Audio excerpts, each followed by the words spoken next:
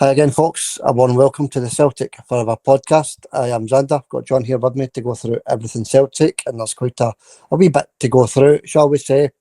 Quite a lot to go through, actually. The cup draw, getting paired with Rangers at Ibrox. We're going to that. We'll mention the competition, the preview of the Livingston game also, and all the latest Celtic news as well, and everything else in between. Competition. For the correct score competition for the Livingston game, get your guesses in for that, please. Right away, get your guess in for that. Celtic versus Livingston on Wednesday night. One guess each into the comment section to win the fantastic prize at the end of the season if you are top of that league table on your left-hand side. Get your guesses in just now for that, folks. Hit that like button as well if you don't mind. The like button would be fantastic if you could smash that for us, because the likes went up a wee bit the last video, so that was superb. If you could do that for us again, we would appreciate that. Right, enough of that nonsense. Let's bring in John. How are you, John? All right, Xander, how are you? Yes, I'm okay. Some game the other night against Dundee. We'll also go into that also, John, but I forgot to mention that at the start there.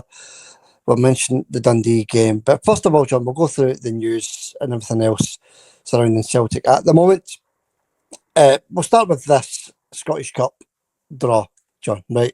Obviously, we've got Rangers in the quarter-final at Ibrox, right? So it's another away game for us and another home game for Rangers, John, right? We all know that, obviously. But what I wanted to mention was the League Cup and the Scottish Cup draws over the last 2 years, John, right? I want to bring up some stats on that.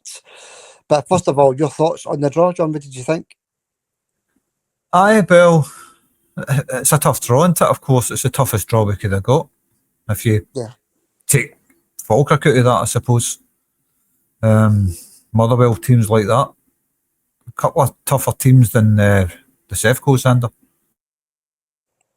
Yeah, very tough teams in there, John. Some of the teams in Scotland are actually very decent just now. The Hearts are okay, Hibs are okay, Falkirk good, St Mirren good, Motherwell good. You know, a lot of good teams in the SPL just now. A lot of points still to be dropped by all three teams, Hearts, Celtic and Rangers, John. So, there's a lot to go, a lot of games to go in this league title, John. Many points to be gained and dropped for all teams, but hopefully not too many for Celtic, John. Points dropped, that is. But I did want to mention these draws, right, John? We've been mentioning cheating going on in the Scottish game now for the last, since we started this podcast, really, but more over the last couple of months, John, right? Decisions going against us and going for other clubs. Now you've got everybody going on about it, John, in a Celtic Persuasion podcasts, pages on Facebook, posts, videos, everything, John, going on about the level of corruption and cheating going on in the Scottish game as regards to Celtic just now, John. Now, as I say, we've been mentioning this for a long time, right? It's nothing new to us, and it's nothing new to the Celtic supporters in general. But I wanted to quickly mention the draws over the last 2 seasons, John, in the League Cup and the Scottish Cup, right, John? So here we go. 9 consecutive home ties for Rangers in both the League Cup and the Scottish Cup, John. 9. I think the record's 11, right? But they're up to 9 home games in a trot. We'll start with the Scottish Cup, John. Obviously, we're taking Hampden out of the equation here, right? But 9 altogether, starting the Scottish Cup at home, John. This is the teams they've got at home. Fraserburgh at home, Queen's Park at home, Celtic at home, Annan Athletic at home, and Queen's Park, the most recent one, again at home, winning their 8-0, going on about they'll just won the European Cup, I might add. John, then into the League Cup. This is again over the last 2 seasons. In the League Cup, Dundee at home, St Johnstone at home, Alloa at home, and Hibs at home, John. That is 9 consecutive home games for Rangers in both competitions, John. Now, is it just the luck of the draw? Is there something more sinister going on here? What do you think? Oh, I don't know, but a weighted ball is what I says the last time. Who's to say that that's not happening? I really don't know. Probably no. It could be. I really don't know, but it's just a bit strange that it's all home games. It's the same in the league as well. They're getting 3 and 4 home games in a row and all that stuff. When does that ever happen to another team? Yeah. I know I know there's things like cup games thrown in there and, rescheduled games, stuff like that. That can happen, right? But it does happen, you're right, John. But it's these cup games that are concerned for me. 9, John, in a row. Now, you've got to bear in mind, Rangers financially are struggling, right? They're still struggling even though they've got new owners, right? But nine home games, 9 cup games in a row at home will certainly help Rangers financially. Aye, definitely will. Aye, it's a lot of home games. It really is. I mean, Celtic's never had much luck when it comes to cup draws. It's always been hard away games, and if it's a home team, you just look at the weekend. Dundee, a form team.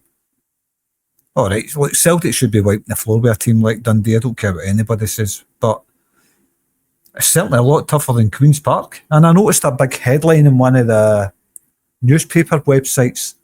I cannot mind what newspaper it was, but Rangers 8, Queen's Park 0, and then right beside it, revenge in big capital letters. So that shows you where they all stand with it as well, all these papers and that in the media. Yeah, the media, absolutely no respect for a team going to Ibrox like Queen's Park, putting in all that effort, John. Guys that have got to work the next day, guys that are going to the dentist office or the school or digging the streets, John, and all they're done is going on about a Rangers team that, couldn't take any pity on a team like Queen's Park. Revenge, as you say, John.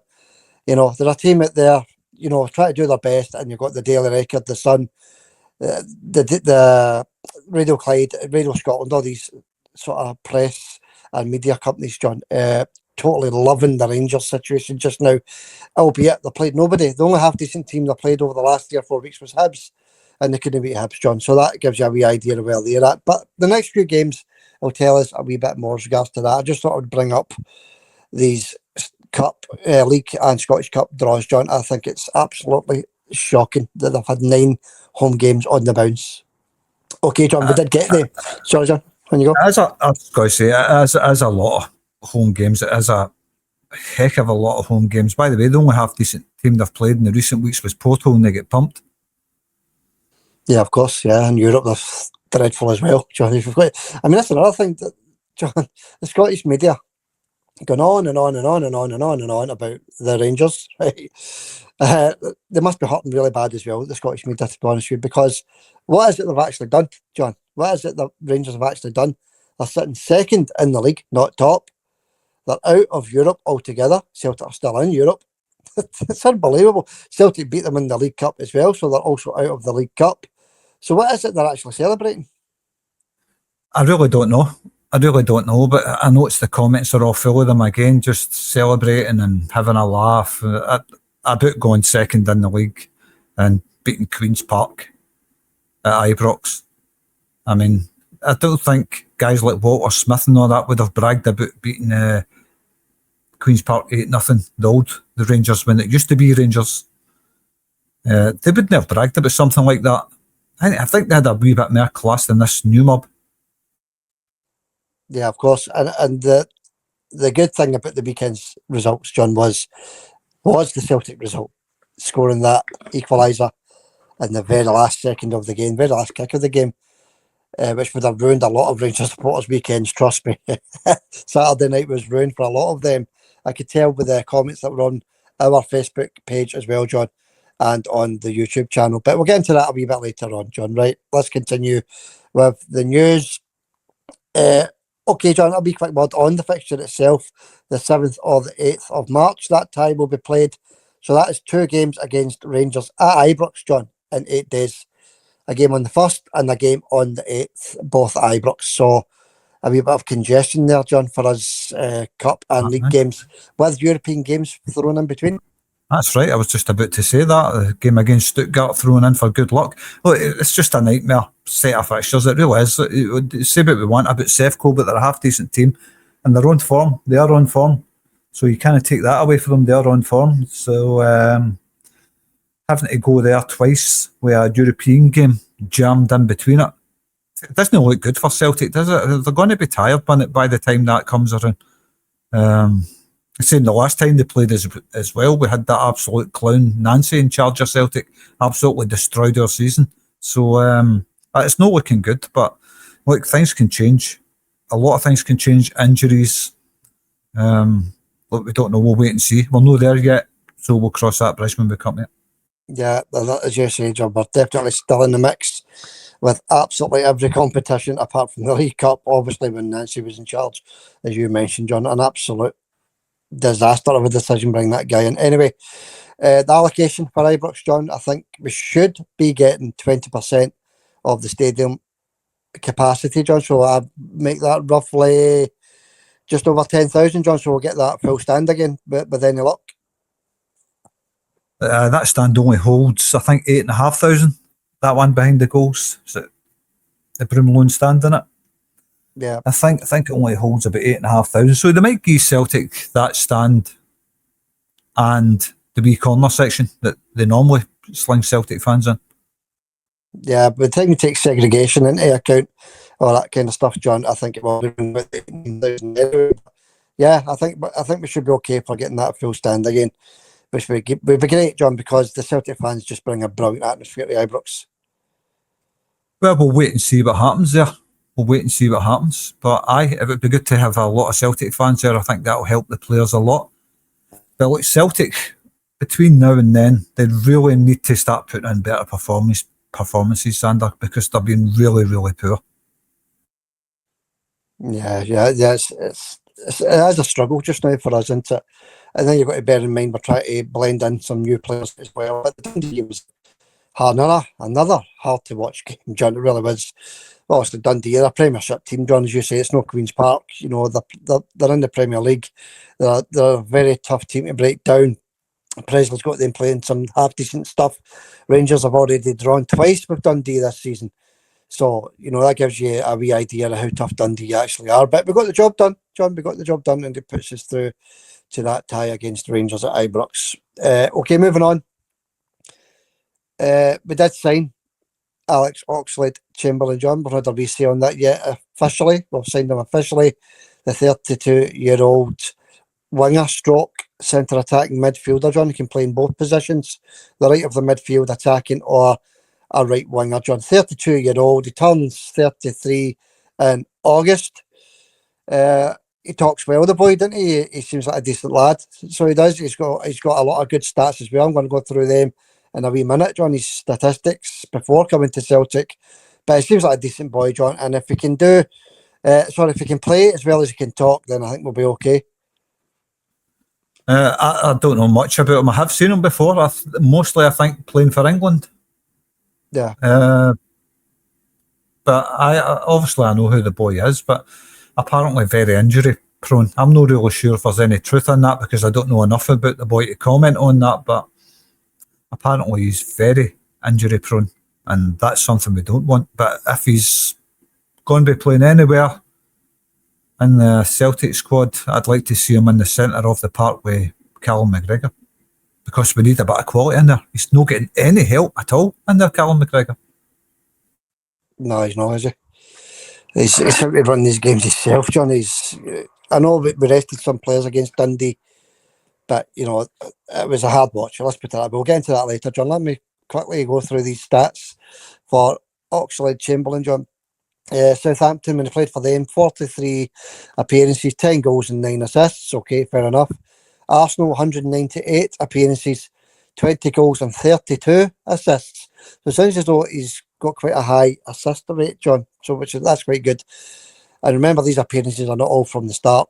Liverpool, 146 appearances, 18 goals and 18 assists for Liverpool.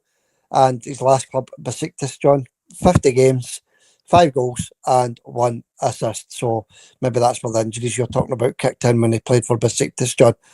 But, you know, I don't think Celtic would sign an injury-prone player under Martin O'Neill, John. He does his homework, doesn't he, Martin? He does. I mean, he's not a goal machine by the sounds of things, but he's a midfielder as well. You've got to take that into account. Yeah. I've got Nygren, who gets us plenty of goals. Arnie Engels plays in the centre of the park. Doesn't do much in the games at all. Doesn't score many goals either. So I think Martin O'Neill, you want goals from all over the park. And I think Nygren, McGregor and Chamberlain, you might start to see more of a spark in the centre of the park. But they've got to start defending as a team, Celtic. That's the problem right now. They're not defending as a team. They're getting exposed constantly. Yeah, of course, it's worrying. But, how much longer can we go on with these performances domestically, John? Because in Europe we seem to be okay. It's just domestically we seem to be, I wouldn't say struggling, but definitely dominant in all these games. We're just, we're struggling to break these 10-man defences down. And that's been the case for years, but it seems to be a wee bit harder for us just now. But we'll get that sorted, hopefully, John. Hopefully. Continuing with Oxlade Chamberlain stats, John. Obviously, you've got to bear in mind all these goals you scored and assists that are very, very top level, John. It's no as if it's in Scotland he's doing it, or a lower league teams he's playing for, John. They're all top teams he's playing for. Aye, they definitely are. But you don't know, he might come up here and have an absolute field day. You just don't know. We haven't seen him yet. I'm looking forward to seeing him. Not sure if he'll be ready for the Livingston game or no, but if he says he's ready to go, then maybe he is. But I wouldn't imagine he's ready to play, Xander. I'll find out by tonight, John, but he might be on the bench, but he does need minutes, clearly. And his England stats, John, 35 caps for England, 35, that's not too bad. 7 goals and 6 assists for England, and that's also the top level. So the boy can play, John. The boy can definitely play. As you say, injuries and fitness is the concern just now. We just hope we can get that sorted out for the boy, get him into the team as soon as possible. Right, okay, that's enough on him, John. We'll see what happens on Wednesday night. The fan groups and the board, John, the carry on with the fan groups and the boards. The meetings are scheduled for this week.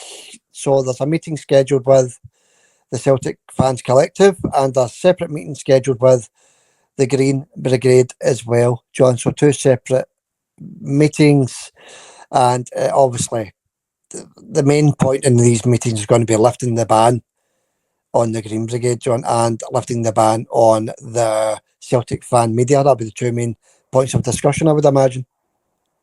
Well, the last fan media meeting didn't go too well, did it?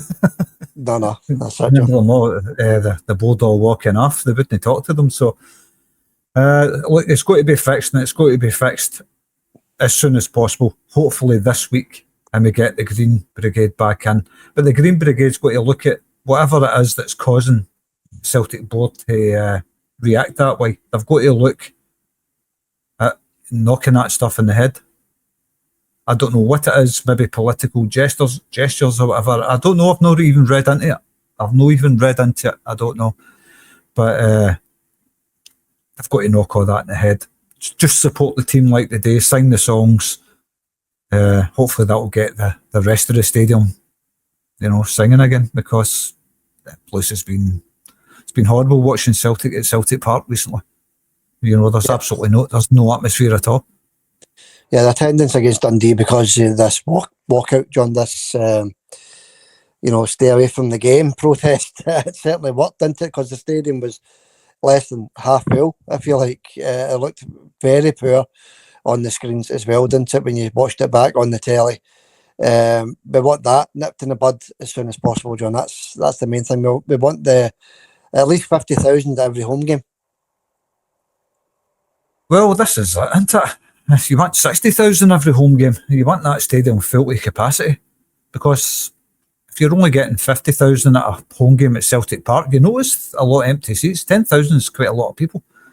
But normally, when Celtic are doing well and all that stuff, I know there's a lot going on right now. That doesn't help anything. But when Celtic are, normally doing well, the tendencies are pretty good. 57, 58,000. Normally, we're pretty good. So, we're looking to get back to that as soon as possible. That's the main thing.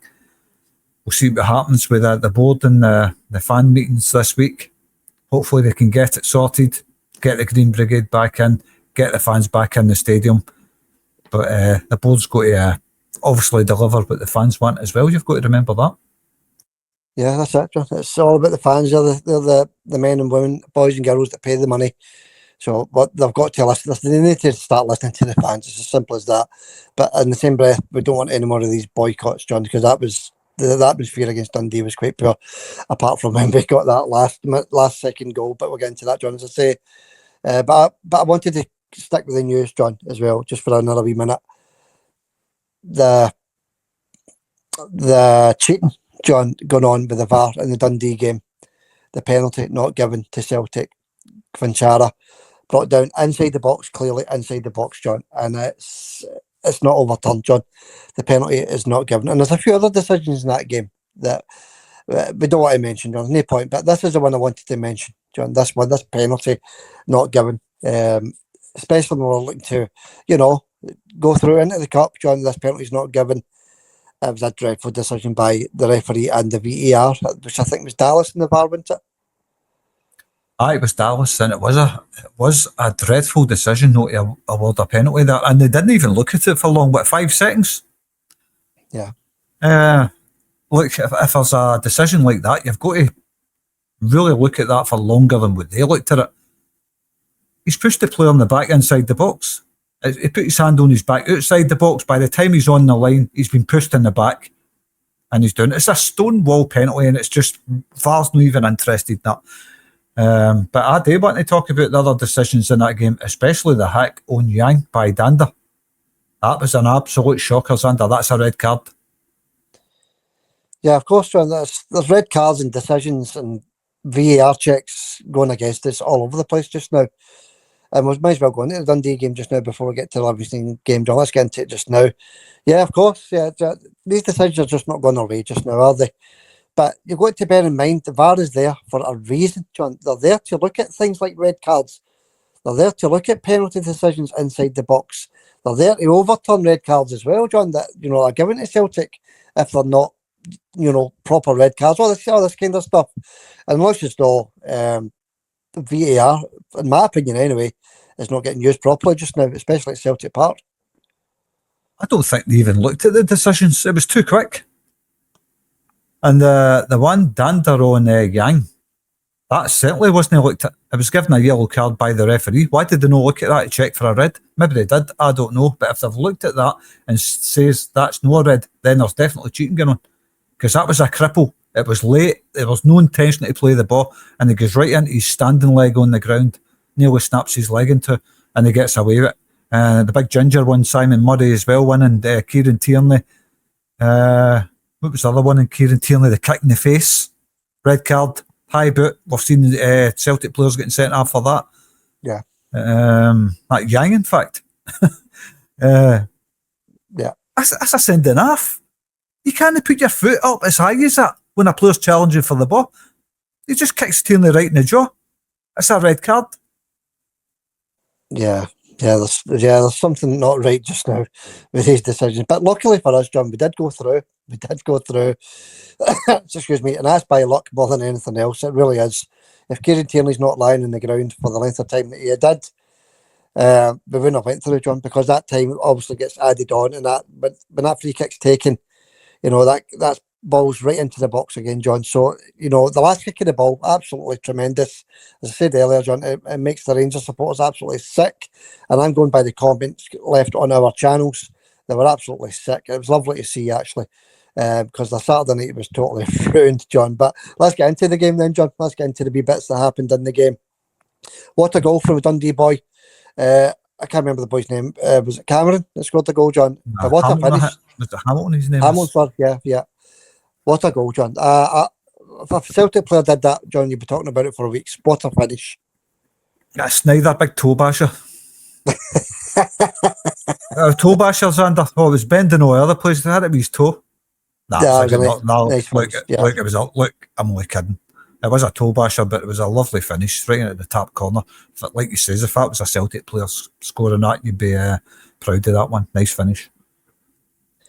Yeah, and when that goal went in, John, you just sensed it was going to be one of the nights, didn't you? Because we didn't actually look like scoring. We didn't actually create too much in this game, John.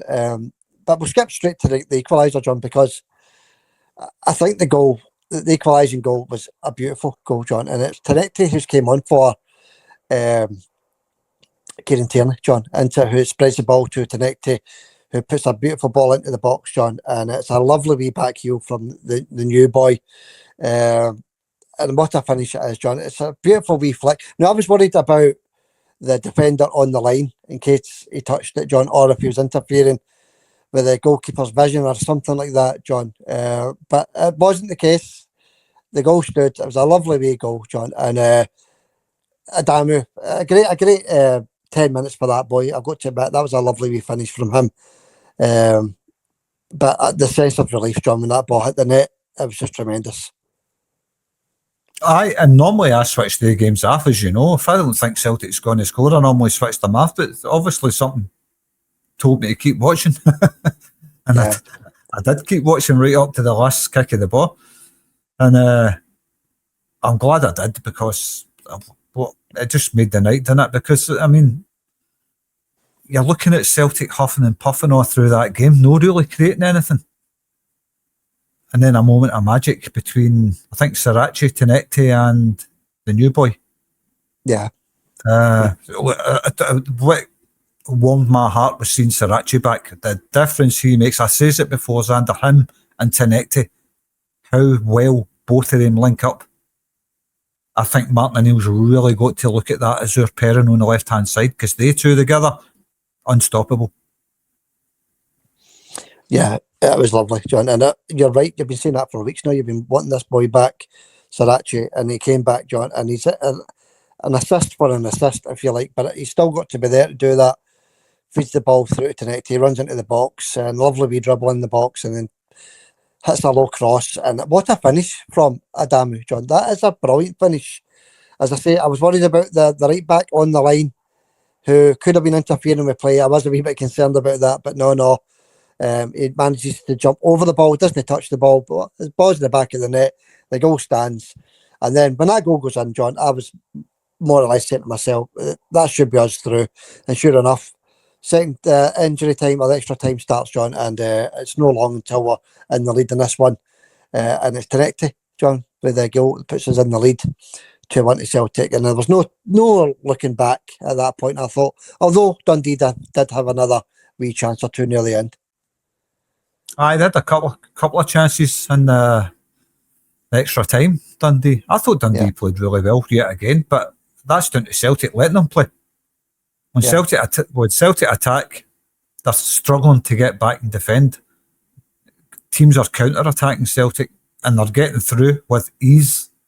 And that seems to have been the case since Nancy was in charge at Celtic. That's not been rectified. The big gaps are still there, and it's concerning. Yeah, it's concerning. Of course it is, because you look at the level of opposition and the fact we're at Celtic Park, it should be a bit more comfortable with that. But of course, John, I said earlier, the Premier League team, they're in the Cup, John. They're not there to make up the numbers. They're there to try and get through to the next round of the Cup. And we did a good enough job to get us there, John. So well done to Martin O'Neill and the boys. We're that bit up there, John. That's enough. That was a few days ago at the game. So we'll move it on, John. Let's move it on to the Livingston game. Livy game, John, this is a vital game now. This is absolutely vital for us, considering the other fixtures that are happening on Wednesday night. Obviously, we've got Hibs and Hearts at Tynecastle on Tuesday night. We understand that. But then there's the other fixture on Wednesday night, John, at the same time we play, or 15 minutes actually, they kick off after us, John. So Motherwell against Rangers at Motherwell's Park, John, and Hearts and Hibs on the Tuesday night, John. So there is a wee chance for a possible wee swing here, but we can't take anything for granted. Just look at Dundee, John. We need to put in a bit more of a more fluent performance against Livingston, I think, at Celtic Park on Wednesday night. It's got to improve 100%. It's been poor. It's been really, really poor. I've not been happy with what I'm seeing from Celtic right now.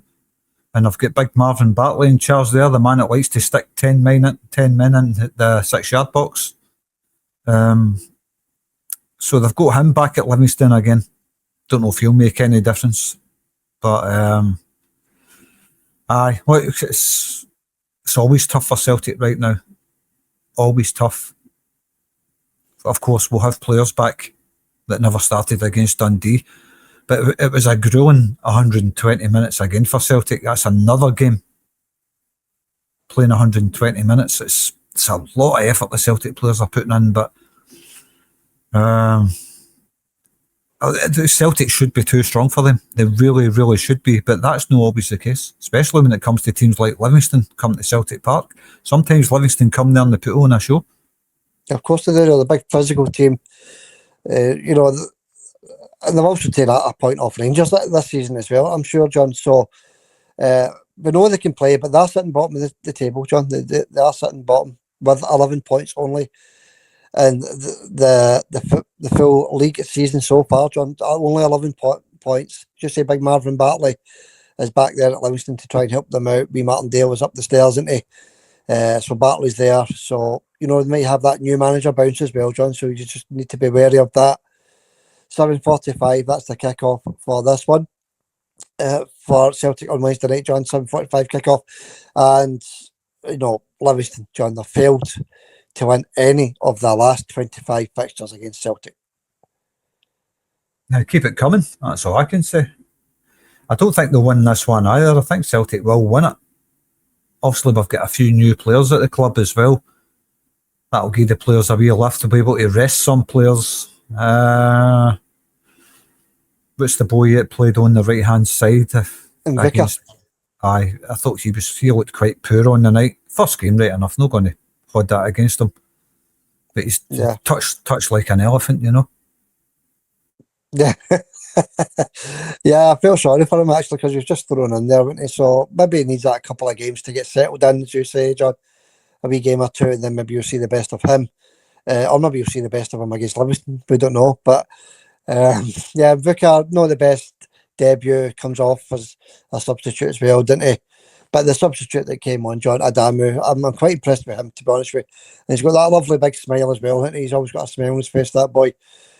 So we're hoping to see a lot of him as well. We've still got Iniacho there at the club, and of course, big Chavanchara, the big striker, still there as well, John. So he's there to bang in the goals as well. So certainly got plenty of options through the middle, John, up front.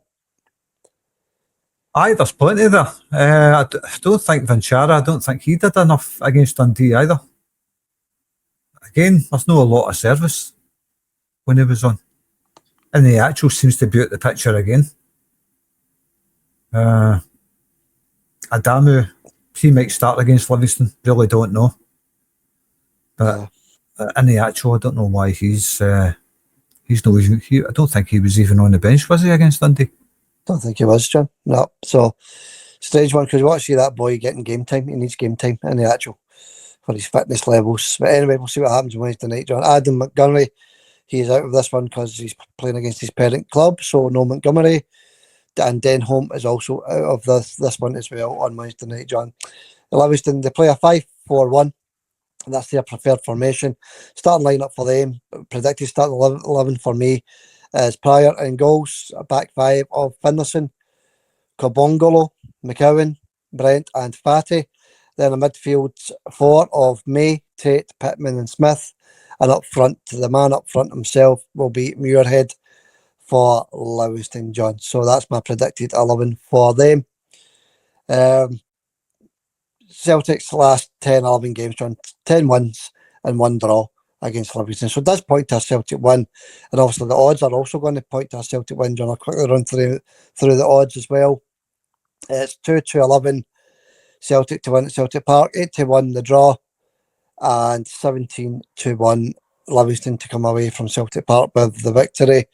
And last time out, of course, it was that very, very nervous game, wasn't it, John? A Nancy game in charge, 4-2 win for Celtic at the Livingston Stadium, John. So that game alone tells you how dangerous Livingston can be.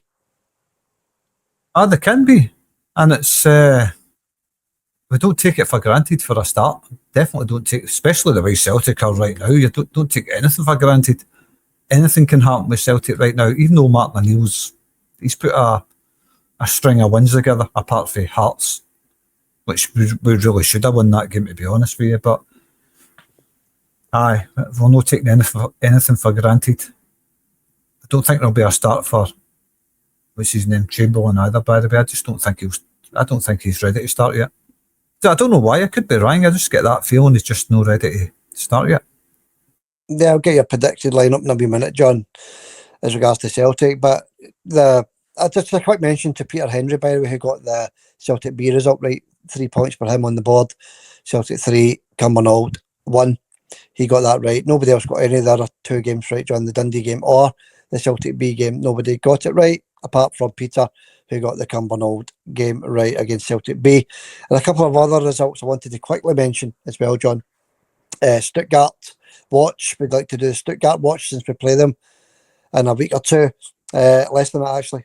Stuttgart 1, St. Pauli 2, John. So a defeat there for Stuttgart. So hopefully that trend continues. Hopefully, I think I predicted the reversal of that 2-1 to Stuttgart. But I don't know much about St. Pauli. Obviously, I know about the Celtic connections with St. Pauli, but I don't watch the German game at all. But well done, St. Pauli, and thank you. Hopefully that will soften them up a wee bit. Yeah, of course, sir. Yeah. And Celtic ladies, women, girls, females, whatever you want to call them. Celtic women 1, Glasgow City 1, John. That was an away game for Celtic. So a good point there for the Celtic ladies. Aye, I seen that. Well, I didn't see the game, I just seen the result. So it's a good point for them. Well done to them. Yeah. Okay, I just wanted to quickly mention that in case I forget later on, John. Back to this Livingston game. The referee for this one is Callum Scott. He's the man in the middle. John Bell and Ross Nielsen are the linesmen, and Chris Graham is on the VAR. So that is your officials for that one. And the weather, John, I had a wee quick look at the weather for Wednesday night. Predicted weather forecast for Wednesday night, Celtic Park. 3 degrees with sleet with a 45% chance of it turning to snow during the game, John. So wrap up well, folks, because it's going to be a cold one on Wednesday night with 15 mile an hour winds, John. So it's going to be cold, it's going to be nippy, it's going to be wet, it's going to be damp. We just hope these boys on the park can heat everybody up with some stunning football, John. That's what we're all looking for. Aye, well, this is it. And there's nothing worse than sitting at a game freezing, is there? It's a horrible feeling just sitting there freezing. Yeah. And you think getting a hot bovril and a pie is going to heat you up. It certainly doesn't. No. Just goals. That's what heats you up. Aye, it's the freezing feet, isn't it? Aye. When you're sitting at the game, your feet are always freezing. And it goes right through. Your feet are freezing, your whole body's freezing. Do you know you can buy these socks, John? I'm going off the topic here. You can buy these socks. I've got a wee battery attached to them. And the socks heat up. Did you know that? No, I've never heard of socks with a battery in them, no. There you go. It's not a car battery or anything. It's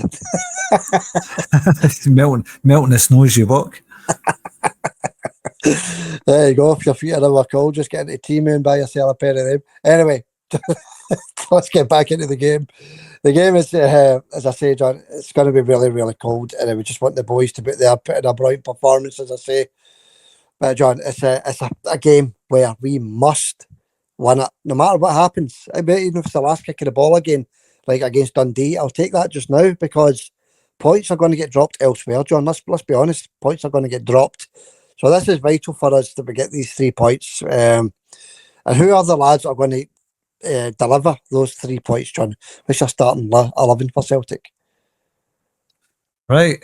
Well, you mentioned Fatty in the Livingston team. We've got our very own Fatty and Kasper Schmeichel. Yeah, he was dropped for Dundee. No, dropped. I think they've got Sinisalo played the cup games by the looks of things. So it'll be Schmeichel back in goal. I think you're right, John. Aye. Anyway. So we've got Schmeichel, Christie, Scales, right hand side, Arujo. I forgot how you say his name. Arujo. Yeah. With Kieran Tierney on the left. But me personally, you know, my feelings on that position on the park, it's got to be Sirachi for me, Xander. It's got to be Sirachi. I'll give you the team I want to start, actually.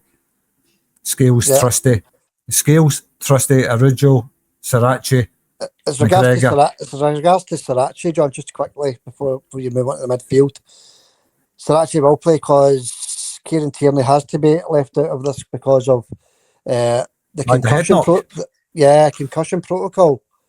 So he's got to sit out of this one, I'm afraid, for us, John. I think it will be Sirachi unless he he tinkers about with it, but I think it could be Sriracha starting this one against Livingston. Aye, that guy should have been sent off for that. I don't care what anybody says. You don't go up with your boot that high. His boot's about 6 feet in the air. With a player challenging, and he kicks him right in the jaw. Absolutely sickening. The guy should have been off for that, by the way. But let's go with the lineup. Yeah.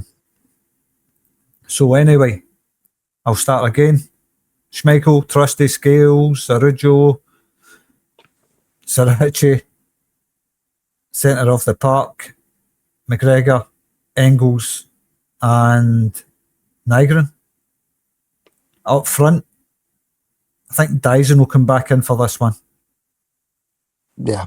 With the big man through the middle. What's his name again? Vinchara.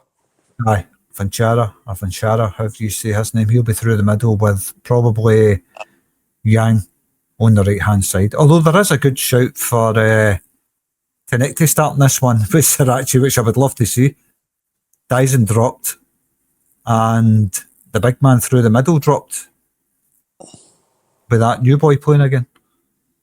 Yeah. I mean, you don't know what he's going to be thinking about, because obviously there's another game at the weekend, George. You could start with Adamu to give Vinchara a rest. You just don't know what he's going to do. But this is just a prediction, I suppose. And Dyson can also play in the right as well, John, can't he? Dyson, aye, well, he's not very effective on the right, but he could very, very well do that. Look, saying all these names, he's got cover in positions, which is good now, isn't it? Yeah. You've got Tierney and Sriracha on the left hand side, and what's his name, the young boy Donovan as well. So, no, he's a right hand sided player. Sorry. So you've got Tierney and Sriracha on the left, and on the right you've got Donovan and Ralston, Arujo, and Alistair Johnston. So that's 4 options on the right hand side, which is no bad, isn't it? Yeah, there is more options, John. A bit of depth in the squad at least now. That's a good thing. But is that depth of the standard we're looking for, John? Only time will tell, I suppose. We're all hoping clearly that it is. I mean, the new boys so far look okay. I've got to admit, big boy up front, Vinchara, looks okay. And the boy that scored the goal the other day as well, he also looks good. Adamu, he looks okay. And Vuka, okay, he's only played one game, but he played from the start and he wasn't exactly effective.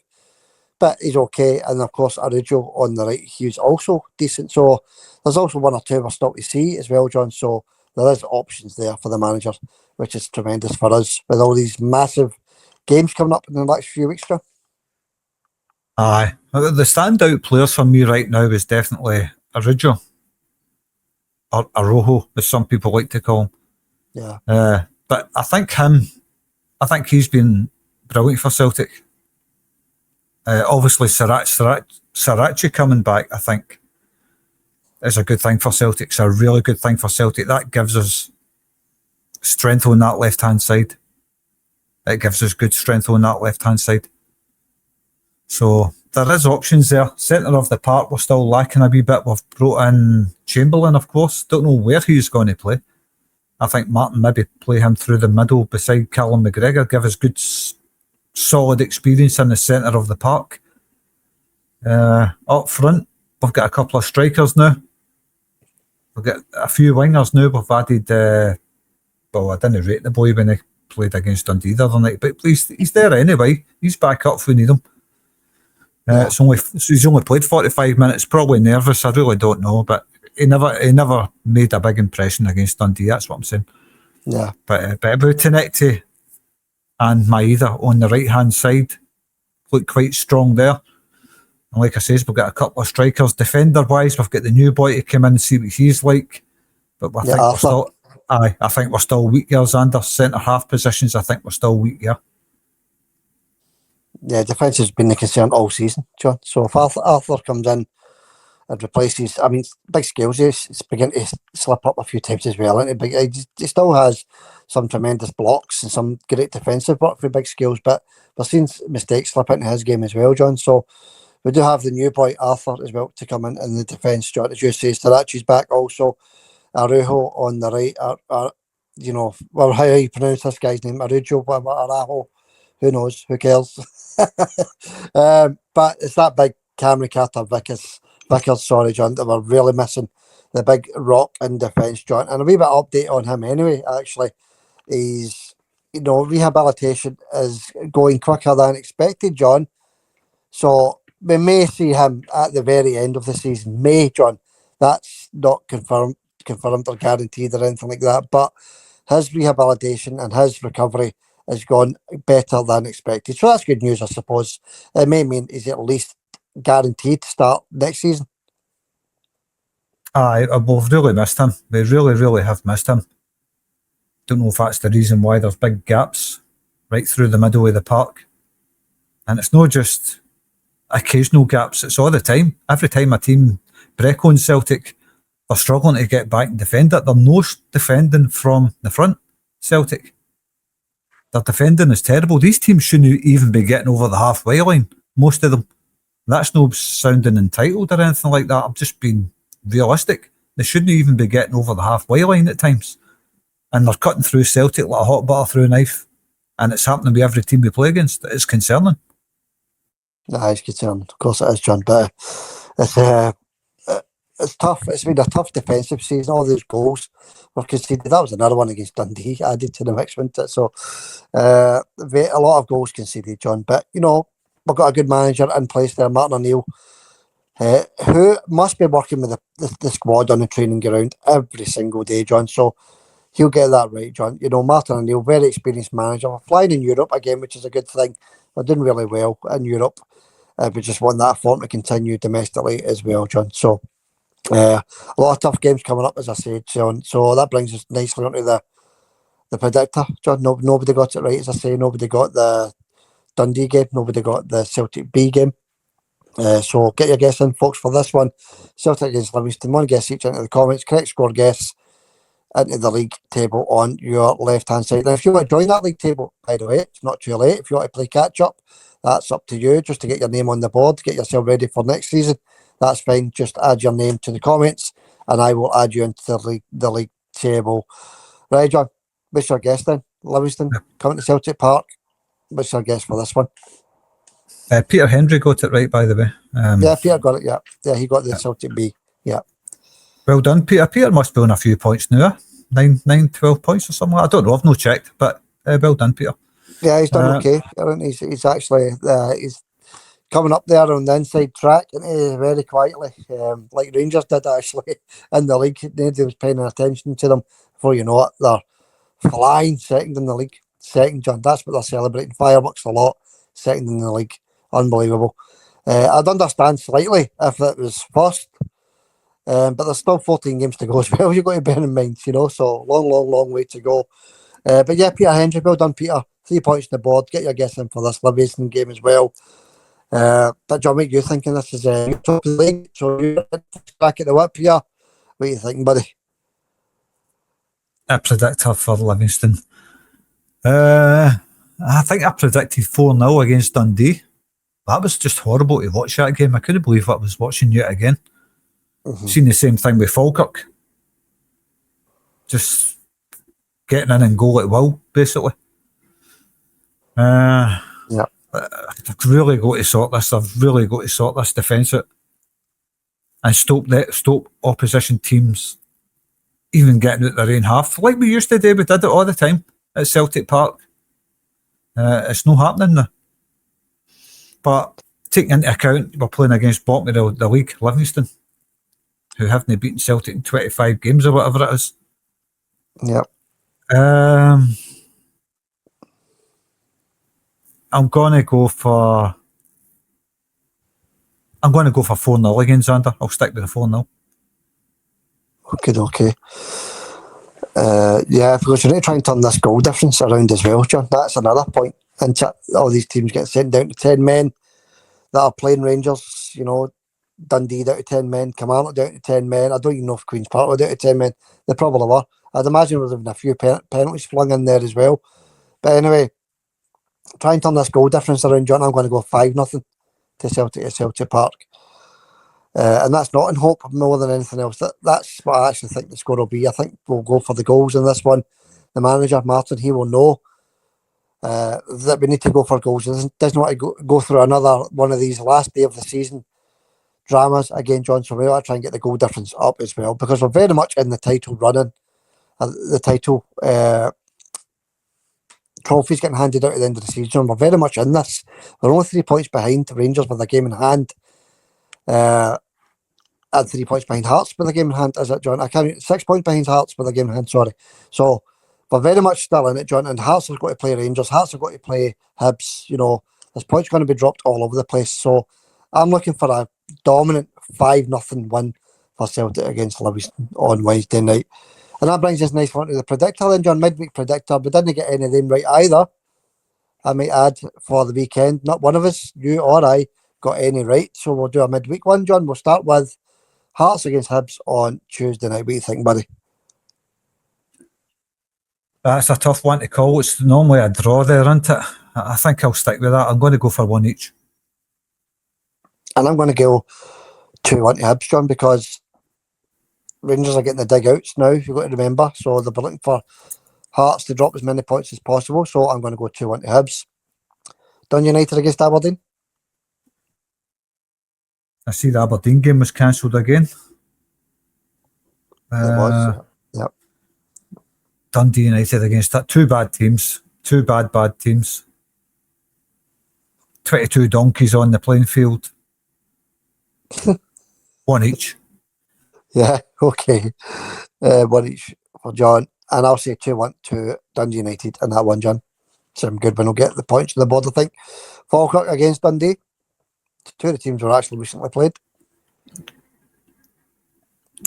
That might be a good game, that one. When's that? Is it Tuesday or Wednesday? Wednesday. All the games are Wednesday apart from the Hearts and Hibs game. Right. So it's Wednesday. So I'll not be watching that then. Where is it? Is it Falkirk? Falkirk, yeah. I'll go for a Falkirk win. I don't know right enough. Dundee look just as good as Falkirk, to be honest with you. But I don't know. I think a narrow win for Falkirk here, 2-1 to Falkirk.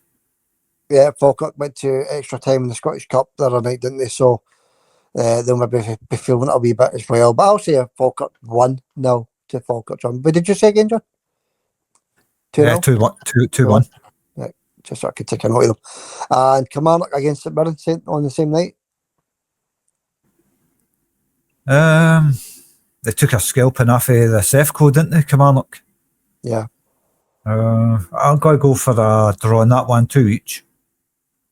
2-2. John's going for a Desmond. And I will say 0-2 for St Mirren. 2-0 to St Mirren in that one for me, John. And finally, Motherwell against Rangers, John, at Fir Park. What do you think there, buddy?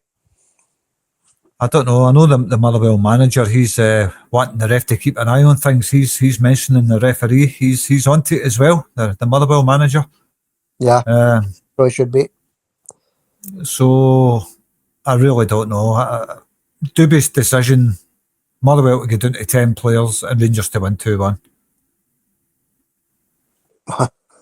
Rangers to win 2-1. Right, okay. No, I don't think so, John. I'm going to go the draw in this one.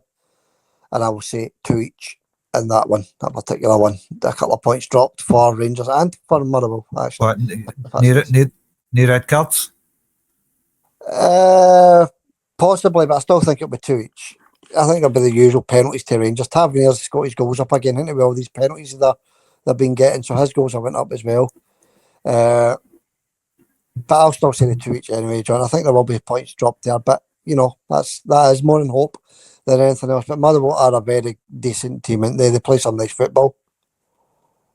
Aye, they are a good team. They're half decent. And by the way, I was looking at, you're talking about the Rangers games. It's no Stuttgart that's sandwiched in between them. It's Aberdeen, the rearranged fixture. Yeah. I don't know who's sandwiched as Aberdeen, is it? But I know I've got Stuttgart round about the games, isn't it, near the end of February. No, we're away up at Pittodrie, Xander. Then it's Ibrox after that. So it's Ibrox, Pittodrie, Ibrox. Three away games. Yeah, very tough, isn't it? It's very tough. But that's what champions are made of, John. They have to go to these places and do the business, I suppose. And one of the games is obviously a cup game as well. But it's Aberdeen away and Rangers away in the league in the space of a few days. So that is going to be very tough for us. So there's games we can look forward to as well. And we're hoping by that point that the form is slightly better, John. We're hoping that Celtic's form is better domestically. I know it's okay in Europe, John. We do okay in Europe. I understand that.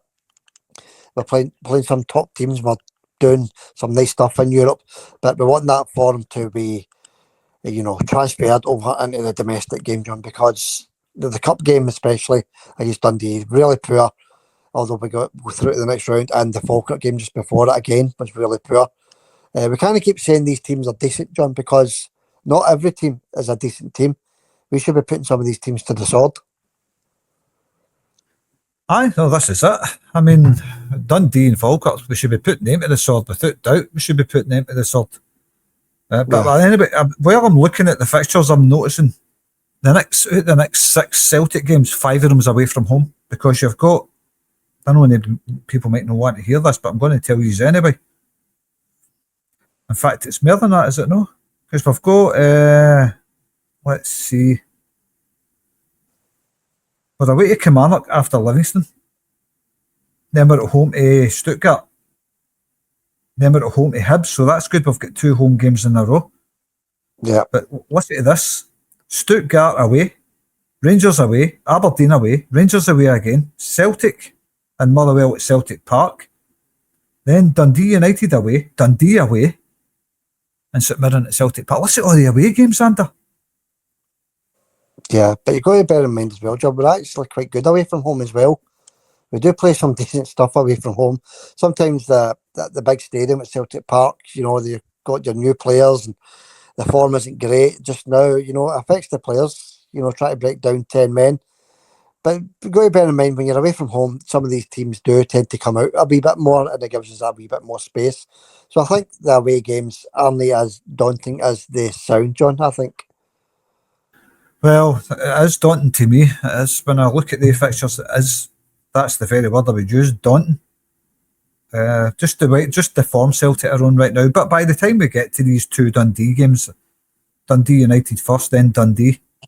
But I'm looking at the next few games for Celtic. Obviously, we've got, where is it? Livingston at home, then Kilmarnock at home, then Stuttgart at home, and then Hibs at home. So the next 4 games are all at home. Yeah, but hopefully that'll boost the performance levels a wee bit, John, especially if we go through against Stuttgart. You'll see it. I mean, I thought after, qualifying for the Europa League, you see a different Celtic. Maybe this last second kick of the ball against Dundee, John, is what's going to kickstart our season. Finally, John, finally.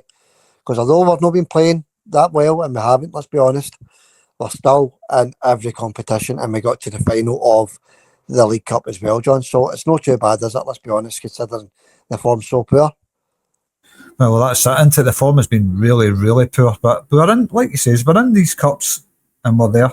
And look, I'm sure we'll win some kind of trophy at the end of the season. We've got to, especially with the players that we've got there. They should be good enough to go on and win both the trophies. By the way, it's Kilmarnock away from home. It's Livingston away on Wednesday. Then it's Kilmarnock next on the plastic pitch. Yeah, that's right, John. I was just going to have a wee quick word on that, actually. After Livingston at Celtic Park, it's Kilmarnock away, as you say, John. The same day, Rangers play Hearts, right? So we play Kilmarnock at 2:30 on the Sunday on the plastic pitch, as you say, John. But we should be okay, hopefully. And Rangers play Hearts at Ibrox at 4:30, John. So 2 hours after, half an hour, after we're finished, they kick off. So we're hoping, we don't need to hope. As long as we win our game, John, something's going to give at Ibrox. I think they'll beat Hearts at Ibrox, to be honest with you. I think they're picking up points. They are a bit of a form team right now, them. So Hearts, of course, losing to St Mirren. Maybe their bottles are starting to crash. I really don't know. We'll wait and see, Xander. Right now, I think the one to be looking out for is Rangers, to be honest with you. Yeah, that's it, John. St Mirren put them in the cup earlier. John Falkirk put them out the Scottish Cup, and now St Mirren beat them in the league. So yeah, I think they're going to start going down the way quite rapidly, John. So obviously that's what we want to happen, but we also, we don't want Rangers taking any sort of a lead and going top of the league table as well, John. Obviously, this game in hand against Aberdeen, John, if we win our games up until that point, the goal difference that's when the goal difference comes into effect. And we'd need to beat Aberdeen with a few goals if they win their games as well. You've got to bear in mind. But that's all away down the line, John. It's away in the future. We can only concentrate in Livingston on Wednesday night, John. So that's what I need off you just now, buddy. A wee sum up. What's your thoughts for Wednesday night, pal? Just a better performance. I want to see a better defensive performance, because that's important right now, because the defence is really, really poor. I'm not just talking about Trusty, Scales, and the fullbacks. I'm talking about the whole team. They're no defending as a team. There's far too many gaps. That's got to tighten up. They've got to play as a unit. Right now, I don't think Celtic are playing as a unit. I think that's why you're seeing so many gaps. I think the Nancy era has left a lot of doubt in the Celtic players' minds. So I think that's carried on right into Martin O'Neill. So I'm sure Martin O'Neill will get it fixed very, very soon. Look, Martin O'Neill, he's a top manager. He's a proper football guy. He's not looking at the games and saying everything's okay. He knows as much as we know that defence needs sorted as soon as possible. We all know it. Get that sorted, Xander, we're going to win the league. Yeah. I mean, very, very much so, John. It's the coaches will get that sorted, John. We're just going through a tough patch just because of the carry over the board, the fans groups, and everything else, John, that's been going on. The Nancy thing, Brendan Rodgers earlier on in the season. The whole thing is taking its toll, John, and we just want that wee bit of stability. So we hope that these meetings with the fan groups and the board get sorted this week, John, hopefully before the Livingston game, in fact, and then we can get a settled club going into this running. Well, that's what it's all about, isn't it? Having the club settled. Right now, it's like a bad soap opera, isn't it? It's like watching EastEnders for the 80s or something like that. Not that I watched EastEnders in the 80s, but you know what I mean? It's your Pat Butchers and all that stuff for fighting each other. And it's the first name I thought of, Pat Butcher. I don't know why. How bad's EastEnders, by the way? I don't know. I've never watched it, but I'd imagine it's quite bad. Well, this is it. A big Pat Butcher would probably do a better job than Kasper Schmeichel's in the goals. I don't know. Maybe we don't know. He needs to get a grip as well. Actually, didn't he? 40 because that wasn't the Kasper in goals, was it? 40 goals conceded, John, for the goalkeeper. I know it's all down to defence as well. We understand that. But okay, John, that wraps it up. Anything else you want to add before we go? No, really, no. Just good luck to Celtic, of course. I hope we go in and win the game. But we need to bang in quite a few goals, because we've got to start catching up with Hearts for the goal difference. I think Rangers are slightly ahead. Well, they beat, who was it? They beat 5-1 Kilmarnock. Yeah. So maybe they're a few goals ahead there. So they need to start taking advantage of the games at Celtic Park. Go against Livingston, flex your muscles. Hopefully you get this stuff with the Green Brigade sorted. Brings us togetherness back with the fans and the board. The board need to give the fans what they want to hear, and the fans will give the board what they want to hear. It's as simple as that. Once that happens, there's a togetherness. Everything should be good in the garden again, Xander. Yeah, that's what we're all hoping for, John. Okay, John, we'll call it a day there. I want to finish on a wee joke, right? I've got a wee joke for you, John. Right, tell me what you think of this one. Okay, man walks into a bar, and there's a man at the bar with a dog, and he goes up to the man at the bar and says, "Excuse me, sir, but does your dog bite?" The man at the bar says, No, my dog doesn't bite." So the man goes down, claps the dog, and it bites his hand. It's all blood, and he stands up and says to the man at the bar, he says, "I thought your dog doesn't bite." The guy at the bar says, "That's not my dog." Don't tell me you've never heard that before. That's old Inspector Clouseau. Classic. Right, John, we'll catch you later. That's a classic, but it's hardly new. Right, John, I'll catch you later, buddy, right? See you later, Xander. Hail.